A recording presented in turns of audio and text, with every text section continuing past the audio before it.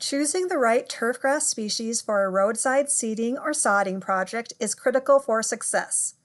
In this module, you will learn about the primary turfgrasses that can be used for roadsides. We will focus on cool season turfgrasses that are grown in temperate climates, such as the northern United States. Before moving on, it is important to understand some of the terminology that we will be using. Each grass we discuss has a scientific name. A genus is a grouping used in the classification of organisms. Species refers to the basic category of classification. Essentially, a genus is a group of species that are similar to one another. Within each species, there will often be different cultivars or varieties, which are a group of plants that have been created or selected intentionally. When you purchase grass seed, you typically buy a variety of a species. In the example on this slide, Kentucky bluegrass is the common name, Poa is the genus, Pratensis is the species, and Midnight is the variety. Let's briefly explain the characteristics that would define a turf having good overall quality. The overall quality of a turfgrass includes several factors. Color and leaf texture are probably not major considerations when selecting grasses for roadsides. The time when color and texture come into play the most is when selecting grasses for a highly visible location, such as in front of homes along a residential street or an important commercial district. Color is often the most important factor that a non-professional would notice when looking at turf.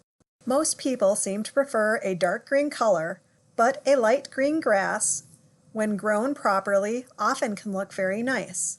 Probably the most overlooked factor in turfgrass quality is turf density. A dense turf provides proper ground cover, a cushion for walking or playing sports, and prevents weeds from growing in the turf. Maintaining a dense turf stand is one of the greatest challenges in creating a successful turf. Leaf texture refers to the width of the individual turfgrass leaves. Certain species, tall fescue, can have a wide leaf, while others are defined by having very narrow leaves. A fine to moderate leaf texture is typically desirable by most turfgrass managers, though this is unlikely to be important for most roadside turf situations. Traits that lead to better persistence, such as ability to withstand disease or high turf density, are more important for roadsides. Freedom from both disease and insect damage are very important for overall quality. These are two factors that will be very important to anyone trying to grow a low-input lawn. If a turf does not look uniform, for instance, there may be patches of plants with wider leaves, it will not be very aesthetically pleasing. Uniformity is usually not a major problem if the area is established properly with high-quality seed. When you find research data for turfgrass quality, it is typically given on a scale from 1 to 9, where 9 is equivalent to ideal. Grasses are often distinguished by their growth habit.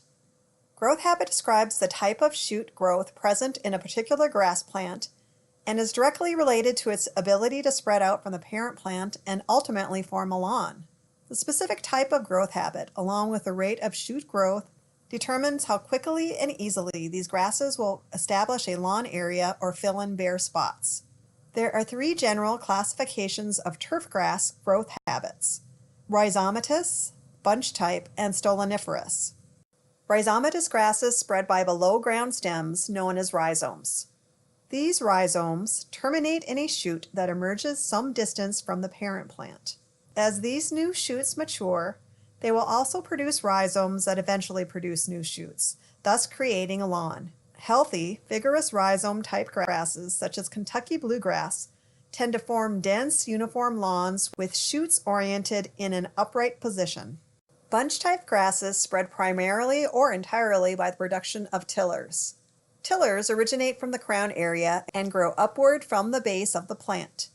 It is this type of continuous shoot production by means of tillers that gives the plant a clumpy appearance, hence the name bunch-type grass. Seeding rates need to be higher when bunch-type grasses are a significant portion of the seed mixture or blend. When seeding rates are too low, or where growth develops from individual isolated plants, small clumps are formed, creating a non-uniform lawn surface. Common cool season lawn grasses associated with this type of growth habit are perennial ryegrass, tall fescue, hard fescue, and chewing fescue.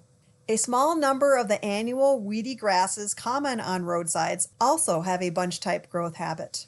Stoloniferous grasses are spread by lateral stems called stolons that creep over the ground and give rise to new shoots periodically along the length of the stolon. Turf areas formed from these types of grasses appear to have their aerial shoots growing laterally along the ground rather than upright as in bunch or rhizomatous grasses.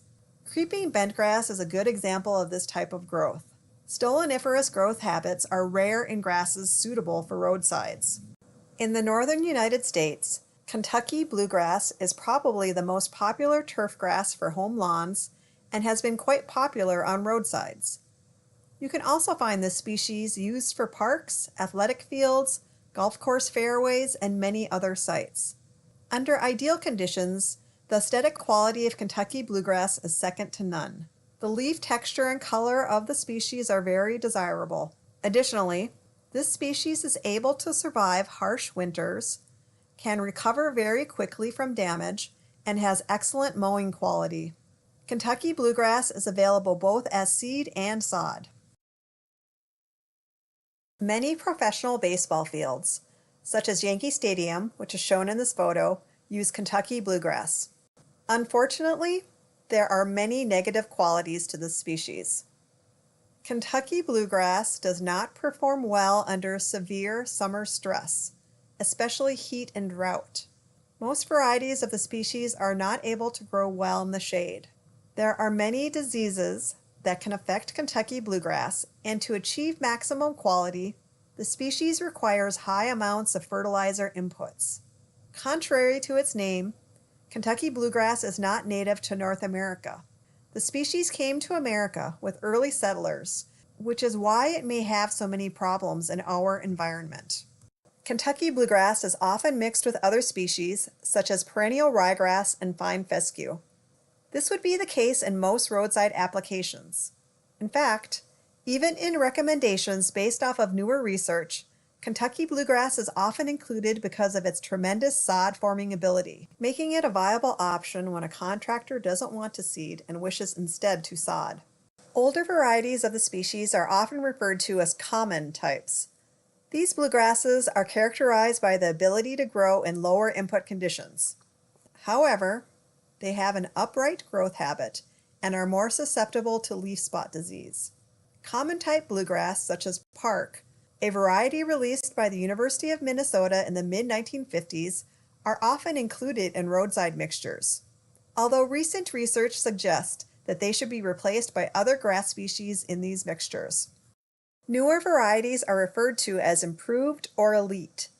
These bluegrasses are much higher in aesthetic quality and often have improved disease resistance. However, they typically require a much higher level of maintenance, which makes them poor choices for most roadsides. The rhizomatous growth habit of Kentucky bluegrass makes it a great option for sod production. As a result, this species often gets used in new turf areas, such as around new buildings or along new roads, because it provides instant coverage and reduces the risk of soil erosion. The stabilization of soils along roadsides is one reason some public agencies prefer to use sod when possible. This species can be affected by a number of diseases. These are just a few of the diseases that can affect Kentucky bluegrass. In lower input management situations, like a roadside, rust and leaf spot disease would be expected. Take a moment to review this chart. We will take a slight pause for you to review the information on this slide. In 2010, the University of Minnesota, in cooperation with the Minnesota Department of Transportation, tested several cultivars representing 9 species along roadsides in Minnesota. The goal of this research was to produce results that could be used to make roadside grass selection recommendations to stakeholders. Here are the results from a research site along a suburban street in Roseville, Minnesota. We'll give you a moment to review the information on this slide. Larpenteur Avenue is a fairly high-traffic, four-lane street, and this research site was located between a sidewalk and the road. 75 cultivars, representing a number of species, were tested both at this site and another. This figure shows that of the top 25 performing cultivars, there were no Kentucky bluegrasses, even though 13 were included in the trial. This figure also clearly shows that the fine fescues, a group we will cover in this lecture, performed well. Next, we'll take a brief look at annual ryegrass. The important thing to note about annual ryegrass is the annual in its name. This species should not be used for turf in most situations. However, it is often used in mixtures due to its quick germination time. This rapid establishment is valuable on areas that are prone to soil erosion. Including a quick establishing species, like this in a seed mixture, may be necessary when sod or a germination blanket is not feasible. Perennial ryegrass is an excellent turfgrass under ideal conditions. The species germinates quickly and a lawn can be established quite rapidly. Many varieties contain endophytes, which we will discuss a little later. One of the major negatives of this species is its lack of winter hardiness. The data on perennial ryegrass tolerance to road salt application is mixed. However, the overall lack of winter hardiness in this species means it is not a useful option in roadside grass mixtures. Because the cost of seed is such a major consideration for roadside contractors, there are times when low-cost, low-quality seed gets included in a mixture. A good example of this problem is pictured here. Lynn, a perennial ryegrass, is sometimes sold in cheaper seed mixtures. This variety has very light green color compared to the darker green color of most perennial ryegrasses, very poor turf density, and is susceptible to a number of diseases. This variety is quite unattractive and results in poor quality turf. It should never be used in a turf situation, even along a roadside. Perennial ryegrasses are often infected with endophytes, which are fungi that live in between cells in the above-ground parts of the plant. These fungi produce compounds that are toxic to insects, which act as a natural insecticide. In perennial ryegrass, these endophytes help deter insect feeding, giving the perennial ryegrass the ability to persist in certain stressful environments. For this reason, perennial ryegrasses are quite popular as turf grasses where insect predation is a problem. Fine fescues include 5 species of fescue that can be used for turf. In most areas of the northern United States, strong creeping red fescue is the most common. However, research indicates that other fine fescues are also very useful in many situations, especially on roadsides. This ends part 1 of this presentation. Continue to part 2 to continue watching.